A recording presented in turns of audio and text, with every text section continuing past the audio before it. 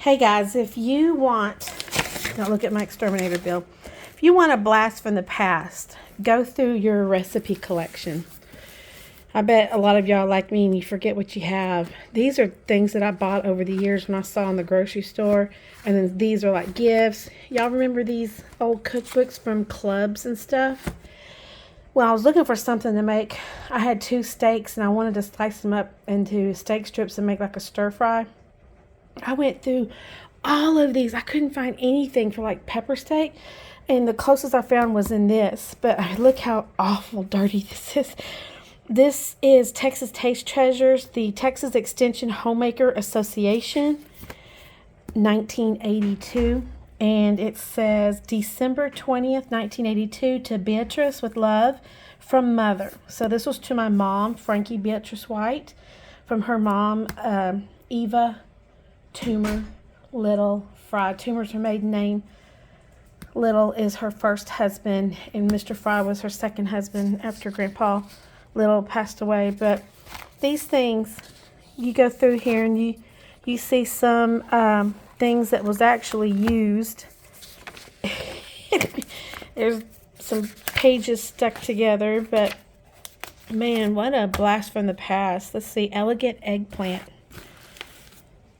Elegant eggplant, Marilyn Williams, District 5. Oh my goodness, I cannot believe it. Of all the pages to turn to, the White family favorite recipe, hominy casserole. I am in shock. I have never seen that in writing.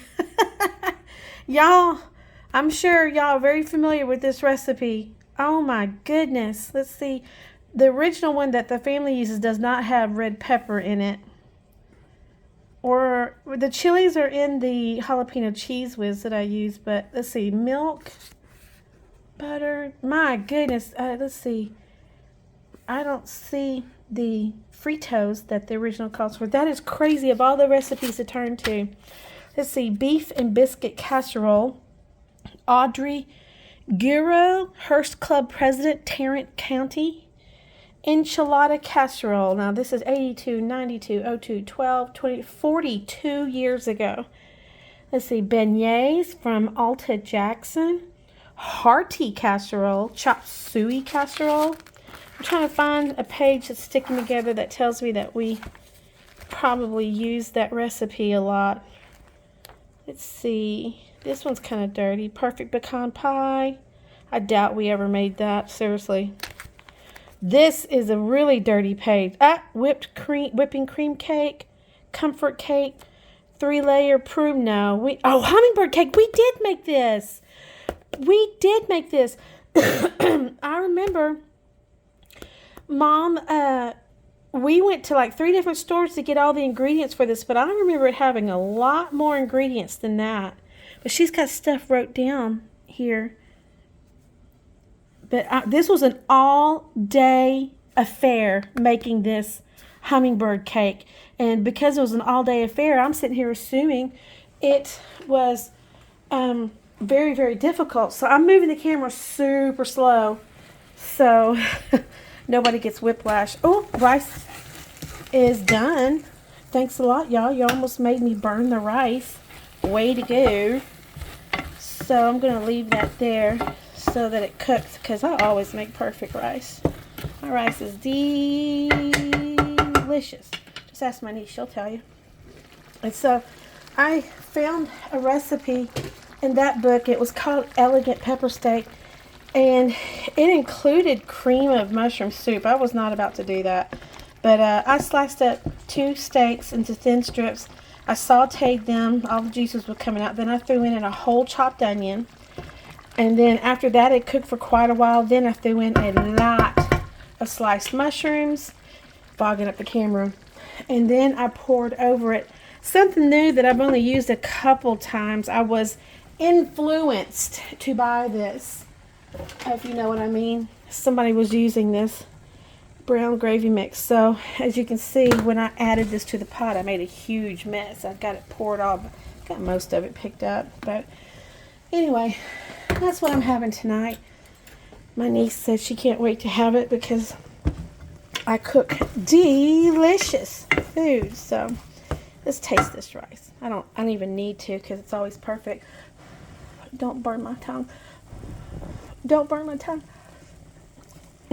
Just like I said, it's nice and buttery. Yum, yum, yum, yum. So I'm going to let that finish cooking. Although it is finished cooking, I'm just going to let that go a little bit longer. Here we go, moving slowly back. Slowly back to the cookbook. So I got several of these. I've got one that is Christian Creations. First United Methodist Church, Liberty, Texas. I completely forgot about this. And I was like, where did I get this? I don't remember buying this. And then I saw the note. 1999, Merry Christmas to Sarah from Helen Pegues. Helen Pegues was the lady that she lived across the street and across. So it was almost like, I did not say across. I said across. She lived like catty corner, diagonal. But she originally lived not in the corner here. She lived next door. But when Dr. Bellamy passed away, I don't know if they bought the house or what, but she moved into that house. But she grew, and I was pretty good friends with her son. He used to go to our church. But anyway, let's look at this one.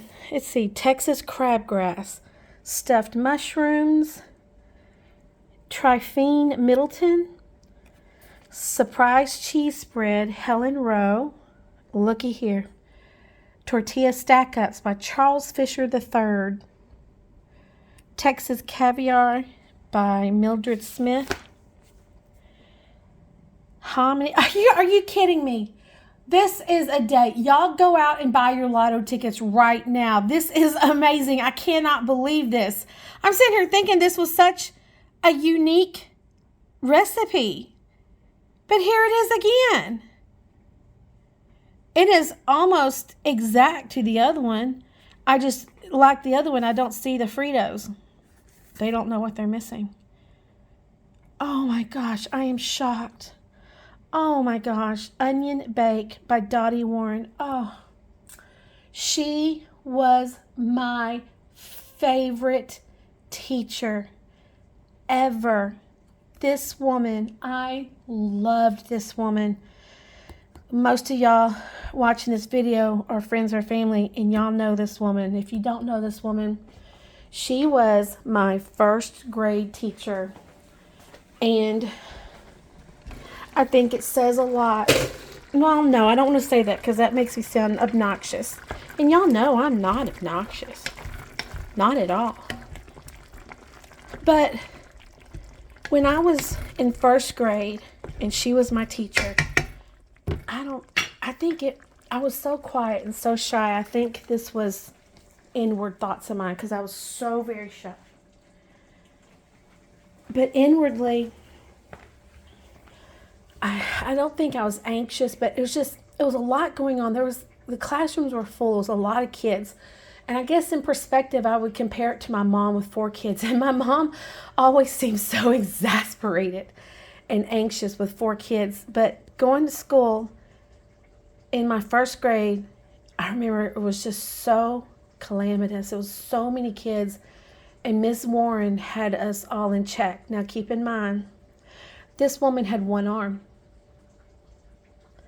And I was absolutely enthralled by her that she had complete control over us. We were not a bunch of wild monkeys, as some would say. She had control. She taught me to read. I remember the word. I remember my brain wrapping around the word said. I remember looking at S-A-I-D, said. I'm like, oh. I remember learning to indent a paragraph because of Miss Warren.